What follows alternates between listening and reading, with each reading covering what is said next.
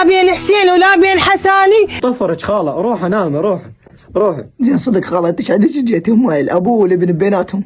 شنو انت كنتي ناصبت لهم كمين ورا الباب؟ كملوا. قلت لك الاملاك تقسمها بيناتهم، هسه هيك احسن لك مشكله صارت. ابو حسين ايش قلت لك انا؟ مو قلت لك لا تفرق بين الوليد، لا بين حسين ولا بين حساني. والله يا ام حسين هي عينه وصارت، صابتنا بعد. عينه صارت شنو؟ كملوا. ام حسين، حساني اللي يستاهل اللي سوته وياه. حسين تعب وشقى، وحسان صدق ام حسين، سمعتي؟ سمعت. حساني يستاهل. سمعت. اي انت مخلص طربك، شنو تريد انت؟ تريد الاملاك وانت مخلص طربك؟ والله حكى كلام. حكي كلام.